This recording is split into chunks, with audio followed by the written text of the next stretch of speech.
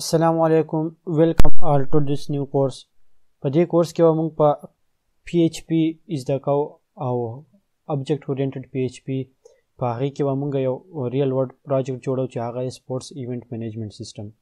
په دې کې به ډېر شي فیچرز دي. د دې نه اول مخکې به زه تاسو سره خپل انټروډکشن وکم چې زما نوم دی ابوبکر او زما دا ټوټوریالز چې دي دا په یوټیوب باندې موجود دي. تاسو کتلی شئ په زما په ډاټ کوډ چینل باندې.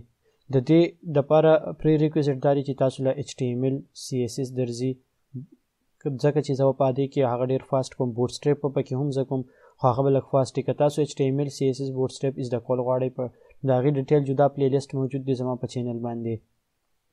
د دې نه علاوه زما د ډاټ کوډ په نوم سره یو بلاګ هم دی چې په هغې باندې تاسو د کمپیوټر ریلیټډ انفارمیټیو ویډیوز کتی شئ. نو اوس راځو او دا کوم پروجیکټ چې دی د دې ټول کوډ په موجودی په ګیټ هب باندې د هغې ګیټ هب لینک په هم پروت دی. تاسو ته څه قسمه مسلې څه قسمه کوېسچن نو ټول لینکس چې دي هغه د ویډیوز په ډسکرپشن کې زما د فیسبوک لینک د پیج لینک هغه به موجود وي. تاسو زما سره کانټیکټ کولی شئ. اوس راځو دې ویب سایټ له چې په دې کې به یې د ټول نه اول پکې یو منیجمنټ سیستم دی. نو د اډمین د لاګین دپاره پکې خامخا دغه چې اډمین ورته لاګین شي. چې کله اډمین لاګین شي که د پاسورډ غلط ورکړي نو د هغه صحیح پوره دغه به کېږي اتنټیکیشن به کېږي او د هغې نه پس چې کله دی لاګین شي سکسسفولي لاګین شي دته به ډیشبورډ شو کېږي. په ډیشبورډ کې مختلف آپشنز دي، گیمز به پلیئرز به آیټمز به ایوارډز به. په دې کې د مختلف حصو ته اکسس کولی شي لکه پلیئرز ته کم پلیئرز چې نیو پلیئرز ورته ایډ کولی شي، کم پلیئر چې موجود هغه آلریډي ایډیټ کولی شي. آیټمز پکې دی ایډ کولی شي، آیټم ایډیټ کولی شي، نیو آیټم اساین کولی شي. دغه شان دی ایوارډز چې کوم دي د ایوارډز منیجمنټ کولی شي، نیو ایوارډز ایډ کولی شي، کم پلیئر له ایوارډ ورکوي کم ایوارډ نیم یې هغه ایډ کولی شي.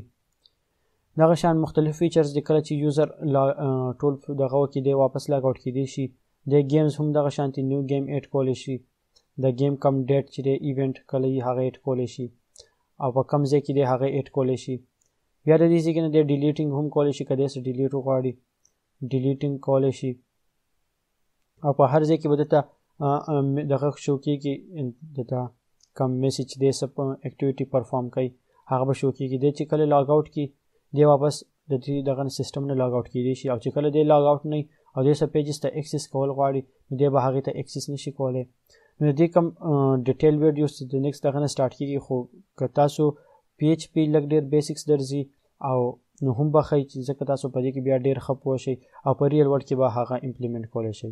او نور د دې څومره کوډ چې دی هغه به په دې لینک باندې موجود دی. د لینک په ډسکرپشن کې هم موجود دی. د هغه ځای کې نه دا تاسو کوډ ډاونلوډ کولی هم شئ.